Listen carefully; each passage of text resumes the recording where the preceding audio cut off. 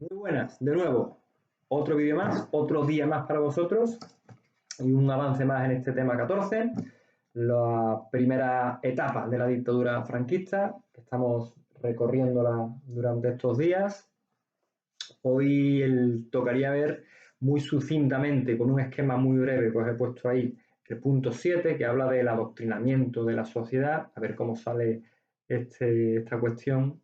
Y luego el punto 8, que sí lo vamos a ver, pues, la oposición exterior que hubo en los republicanos en el exilio, ¿vale? Los últimos dos puntos del libro son la resistencia en el exterior y cómo se organizó la resistencia en el interior.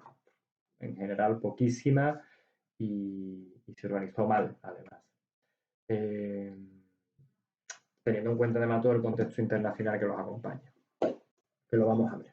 Pero el punto 7 que nos toca hoy es el adoctrinamiento de la sociedad. Ahí tenéis un esquema breve, ¿vale? El adoctrinamiento de la sociedad es algo fundamental para la pervivencia del sistema dictatorial de Franco. El adoctrinamiento quiere decir que todo lo que te rodeaba a ti como ciudadano en aquella época estaba conducido a que tú adoraras a Franco, a que tú no te plantearas ninguna otra cuestión fuera de Franco ni fuera de España como régimen franquista, a que no hubiera otra opción que no fuera tradición, catolicismo, familia, patria, y a que no pensaras, a que no echaras de menos la libertad. O sea, a poco que estuvieras metido en el rollo, digo, como mi padre, por ejemplo, y como muchos amigos míos que gracias a Dios tengo, que cumplen ahora 60, 65, 70, si tú estabas un poco metido en el rollo católico, mira, que te vuelvo a repetir, que yo soy, voy a poner esto aquí, voy a grabar vídeo así. Si tú estabas un poco metido en el rollo católico, tú no echas de menos la libertad. O sea, libertad ni que libertad, tú no echabas de menos ningún tipo de libertad. Es cierto que un cristiano convencido no hay mayor libertad que saber que Dios te ama y tener a la muerte vencida en la resurrección de Jesucristo. Pero bueno, el caso es que los católicos de aquella época, pues tampoco creo yo que tuvieran este radicalismo en cuanto al su cristianismo. Lo que te quiero decir es que si tú estabas un poco, tú eras más bien tradicional, más bien de derecha y más bien católico, tú ibas para adelante con Franco a tope, ¿entiendes? Y tú no te planteabas otra cosa. Y toda la propaganda del Estado, todo el aparato propagandístico estaba destinado a que tú, durante 24 horas al día, 365 días al año, todo lo que a ti te rodeaba estaba destinado, como te he dicho, a que tú adoraras a Franco y no te plantearas ninguna otra cuestión. Y fueras feliz y no te echabas de menos nada.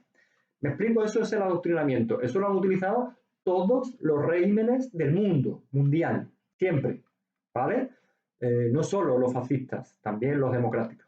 O es que en el régimen democrático, o es que actualmente la educación un poquito nos intenta adoctrinar y todo el mundo que hace un libro intenta poner un poquito sus ideas en el libro, ¿vale? O es que durante 40 años de democracia en Cataluña no ha habido un adoctrinamiento de la gente en algún sentido, o es que en España no lo hay, ¿no? O es que donde tú quieras, ¿no? En cualquier régimen la educación siempre se manipula un poco, estamos todos siempre manipulados. Bien, esto en el Estado, perdón por lo que he dicho de Cataluña, pero bueno, yo creo que es algo palmario y absolutamente objetivo y absolutamente real, ¿vale? Y además me viene muy bien porque ahora os voy a poner una grabación de una cuestión. Quiero decir que la gente que está adoctrinada no sabe normalmente si el adoctrinamiento se ha llevado a cabo bien, como en un régimen dictatorial de Franco. La gente no cae en la cuenta de su adoctrinamiento. Son felices y ya está. ¿Quién no era feliz? Los que tenían otra forma de pensar y se daban cuenta de que les faltaban datos, les faltaban libros, les faltaban pues, cultura, les faltaba objetividad, les faltaba imparcialidad, les faltaba libertad de prensa. Pues estos son los rojos, los republicanos. Pues sí, gente que no pensaba a lo mejor como Franco y sí se daban cuenta de este adoctrinamiento. Gente que lo pasó realmente mal. Os voy a poner ahora dos grabaciones sobre la marcha. Este tema me lo tengo que ventilar rápido, es un tema que me gusta tanto y me puedo llevar aquí hablando mucho tiempo, pero me lo tengo que ventilar rápido para que a ti no te canse. Mira, el punto 7.1 dice cómo había normas de comportamiento social. El franquismo impuso cambios profundos en la vida cotidiana, en la forma de vida. O sea, el franquismo manipuló y adoctrinó en la esfera pública y en tu esfera privada, íntima, personal, ¿entiendes? Hubo un exhaustivo control, pues ahí te lo pongo, sobre la vida pública y privada, por ejemplo. Pues, lo de ir a misa, ¿no? Imagínate. Fue especialmente vigilante con los jóvenes y con las mujeres. Los jóvenes, porque cuando son todavía tiernos, los puedo ir manipulando, y cuando llegan a grandes, a mayores, ya están manipulados, ya les he metido aquí lo que me ha dado la gana, ¿vale? Cuando son tiernecitos, cuando son jóvenes. De hecho, en la religión, la asignatura esta de ¿cómo se llamaba? Formación del espíritu nacional, se da en la secundaria, se da en lo que se llamara entonces el bachillerato elemental, ¿vale? Entonces, y a las mujeres, bueno, con las mujeres, por supuesto, hubo una especial vigilancia para que no destacaran, ¿no? Para tenerlas en su sitio, ¿verdad? Ahí, su sitio era pues el de madre y el de esposa y nada, ninguna otra cuestión. Se impuso un culto a Franco, ¿vale? Un culto verdadero. O sea, la gente, yo te digo que mi padre adoraba a Franco, que yo conozco gente hoy en día muy cercanos a mí que tiene adoración verdadera por Franco. Y yo no lo veo ni bien ni mal, pero que es un hecho que se impuso durante el franquismo ese culto a Franco mediante medios de propaganda, mediante la educación, los colegios, el nodo, ¿vale? Y por supuesto se impusieron pautas de comportamiento, y estamos hablando ya de la esfera privada, pautas de comportamiento basadas en la moral católica más rancia, más tradicional, que no tiene, vuelvo a repetir, nada que ver con el amor al enemigo. Entérate que la iglesia es mucho más esto, y que no me vincules la iglesia con Franco, ni con el fascismo, ni a España con el fascismo, ni nada, porque me pongo malo. Con la moral católica, ¿vale? Mira, es lo que te pongo ahí. La misa era obligatoria. ¿Esto cómo es? ¿Misa obligatoria? ¿Esto cómo es? ¿Para qué? Será otra cuestión. El tema del cristianismo será otro. Pues por narices, misa obligatoria. El aborto, por supuesto, prohibido. El amancebamiento es lo que hoy entendemos como rejuntarse, ¿no? Es amancebarse. La homosexualidad totalmente prohibida. La segregación de chicos y chicas. Yo de estas cosas, con algunas estoy a favor y con otras estoy en contra. Por supuesto, no entraré. Pero esto era la doctrina de Franco, ¿de acuerdo? Había un comportamiento social, había unas buenas costumbres, había una educación, los vestidos, los escotes, cuidado a las mujeres, tal, en fin, toda esta cuestión moralista, ¿verdad?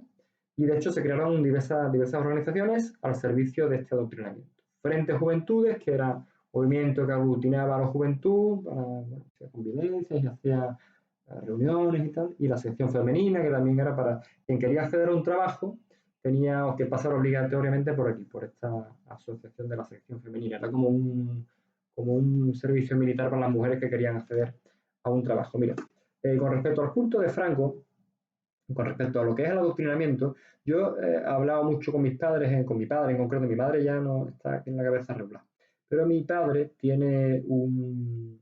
Está bien, yo he hablado mucho con él durante este tema para preguntarle cosas. Y en cierta ocasión le pregunté por una cuestión que es del tema siguiente, de un referéndum que se celebra en el 66 para una cuestión de organización política del Estado y tal. Que Franco decía que íbamos a ser un poquito menos dictador, pero que iba a seguir siendo igual de dictador, que íbamos a remodelar un poquito la cosa, pero que bueno, que no tanto. Bueno, nada, al final nada. Y le pregunto a mi padre por aquel referéndum. En la contestación de mi padre, eh, hay un momento en el que él dice que en ese referéndum, que fue un referéndum, un pucherazo, obviamente, que hubo un 98% de participación, y de ese 98%, el 97 o el 98% votó que sí, por supuesto, eso fue un pucherazo. Mi padre no tiene conciencia en absoluto de que alguien pudiera votar que no. Escucha lo que él dice con respecto a este referéndum. Sobre todo centrándonos en cómo valora él el resultado de esas elecciones. ¿Desde qué punto de vista? Ahora que ya tiene 70 y tantos años, después de tantos años. Eso hace ya unas altas de tiempo, como tú dices, en el 66. Claro. Yo me acuerdo que fuimos a votar, porque, bueno, aquí yo no había conocido antes un referéndum, creo que hacía más de 20 años, No hacía más de 20 años, hacía el último referéndum que había sido el de julio del 36, estamos hablando del 66, hacía 30 años. O por ahí, que aquí no había en España un referéndum. Entonces la gente lo tomó como una novedad curiosa, ¿no? Y quiso ir a votar. Pero por otra parte, aparte de que no estábamos mucho menos acostumbrados a estas cosas. No estaban metidos en política para nada, acostumbrados a estas cosas, o sea, ahí no se podía hablar de política. ¿Qué política ibas a hablar? Ahí vas a hablar tú, ni que te ibas a reunir para qué, para hablar de política. Ahí Franco y se ha terminado. No hay otra posibilidad de política, no hay nada que hablar, ¿entiendes? La papeleta, yo me acuerdo que la pregunta que ponían en la papeleta era algo extrañísimo, era algo de la ley orgánica, no sé qué, pero no te daba una claridad para que tú dijeras, pues sí. Estaba claro, ¿no? La pregunta sería complicada porque era una cuestión de organización política y eso, y al final esto, ¿no? Es normal que el resultado, que el enunciado de la pregunta de la votación, la pregunta de la papeleta, no estaría muy claro. Escucha lo que dice ahora. Entonces sí o no, porque esto no estaba claro para la mayoría de la gente, para la mayoría. Y aquí lo entendí así, votaron sí o votaron no, que votaron no muy poquísima gente, ¿no? De otra cosa no me acuerdo, sé que fue algo. Y termine sigue hablando de otra cosa. Que votaron que no muy poquísima gente. Date cuenta como él no... Yo después de esto hablé con él por teléfono y le comenté que esto había sido un pucherazo, por supuesto, y mi padre dijo, bueno, sí, un hombre, supongo que habría pucherazo. Nunca en su vida se había planteado que aquella votación hubiera pucherazo. ¿Entiendes lo que te digo? La gente adoctrinada, bien adoctrinada y que habían entrado en ese adoctrinamiento con buen ánimo porque eran de derecha y eran católicos y eran... La gente no tenía conciencia de estar viviendo una mentira. O sea, eso había sido un pucherazo en toda regla y eso no... Y ahí, la gente no pensaba que eso fuera un pucherazo. ¿Entiendes? Eso es el adoctrinamiento. ¿Entiendes? El adoctrinamiento es esto. Esto que tú digas. Extrañísimo, era algo de la ley orgánica, Sí. mayoría de la gente, para la mayoría. Habría quien lo entendía así, votaron sí o votaron no, que votaron no muy poquísima gente, ¿no? De otra cosa no me acuerdo, sé que fue algo especial, pero... ¿Entiendes? No se plantea, dice que votaron que no muy poquísima gente, ¿eh? Como diciendo, no te creas tú que aquí estamos todo el mundo a favor de Franco. O sea, no se plantea que hubiera gente en contra de Franco, ni que hubiera un pucherazo, ni que hubiera gente que hubiera votado que no, y que si ese referéndum se hubiera hecho verdaderamente con garantías, garantías democráticas, Franco hubiera estado fuera, igual que en el 36, ¿no? Igual que en julio del 36. Había muchísima gente en contra, ¿no? Con respecto a esto, mira, hay hablé con otra persona, no es, es familia mía, es hermana mía en Cristo. No te voy a decir su nombre, pero es una señora que no tuvo, que no era, hoy en día es profundísimamente católica y vive en un pueblo de la provincia de Sevilla con su marido, los dos son muy católicos, muy creyentes, son cristianos, pero su padre era de izquierdas y me cuenta, yo le pregunto a ella también por esto de la sección femenina y tal, y le digo, Rosario, pero esto tú tuviste... Ay, he dicho su nombre. Perdón. Bueno, no sabéis quién es. Tú has hablado de la... Tú tuviste que ir, era obligatorio, y ella me cuenta un poco, pero luego me da una experiencia que quiero que escuchéis también, que está muy en relación con este adoctrinamiento y con esta forma de vivir el franquismo por parte de unos y por parte de otros. Esta mujer también es española, ¿eh?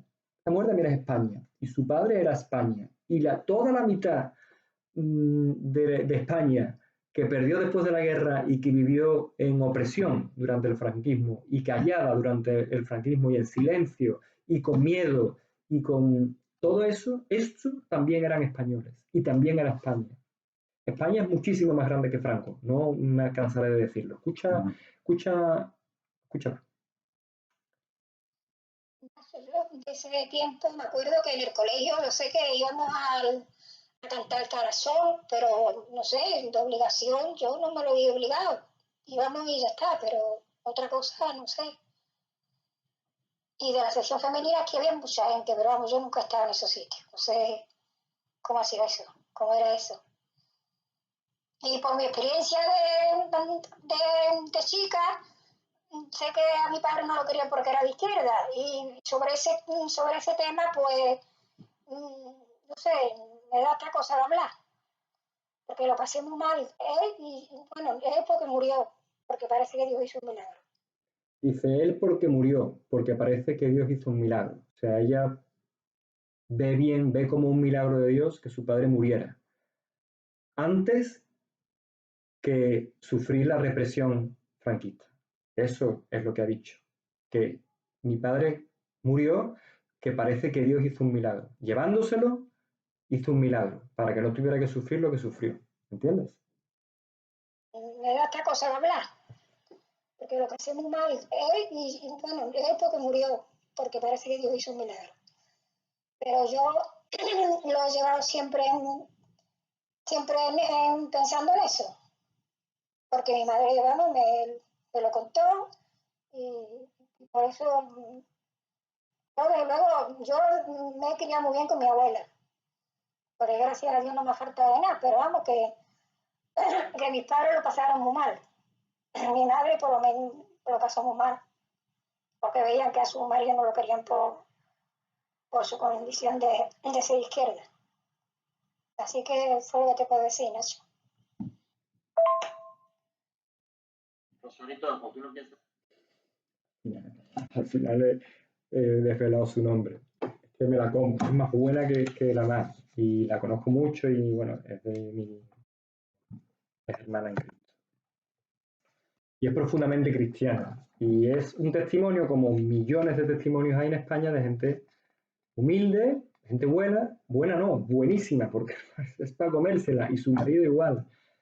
Gente que lo pasó mal, lo pasó francamente mal con Franco, ¿entiendes? Y son España también. Esta es la cuestión. Y ya no te cuento más nada del adoctrinamiento porque ya está. El sometimiento de la mujer, pues esto es un esquema breve, pues ahí tienes el esquema breve. Bien, bien, un sistema de valores machistas, el hombre era el que se encargaba de los asuntos públicos y la mujer se quedaba en la esfera privada, el hombre era el representante legal prácticamente de la mujer no podía tener una cuenta bancaria, tenía que darle autorización el marido para hacer movimientos de dinero, bueno, un jaleo, lo de la dote de nupcialidad, que cuando tú te casabas te daban una paga, una compensación, digamos, y fuera, ¿entiendes? Y ya dejabas el trabajo, no estaba bien visto, ni se veía bien el no trabajar cuando empezabas, el trabajar cuando te casabas. Y todo esto la sociedad, las mujeres lo asumían con normalidad, con naturalidad, lo asumían bien, que ese es el éxito del adoctrinamiento, ¿entiendes? Que la gente esto lo viera normal. En la educación también para adoctrinar, prohibida la coeducación, en fin, todo esto que os pongo ahí que está un poco, son 17 minutos ya. Pero bueno, yo creo que me ha merecido la pena que hayáis escuchado esos dos audios. El punto 8 es muy sencillo. Chicos, la oposición exterior, los republicanos en el exilio, y te pongo ahí, no se puede abordar el estudio del franquismo sin tener en cuenta la suerte que corrió la media España, porque también era España que fue derrotada en la guerra civil, ¿entiendes? Bien, en la fase final de la guerra civil, al final de la guerra, son casi 400 500.000 personas los que huyen a Francia o al norte de África. Se tienen que quitar de en medio porque ahí va, el ejército va dando palos y ahí hay muerte, ¿verdad? Viene la muerte. Entonces, huyen casi 400.000 personas. Muchos de ellos regresan cuando ya Franco promete que no tomará represalias. Esas promesas se cumplieron, en parte sí, en parte no.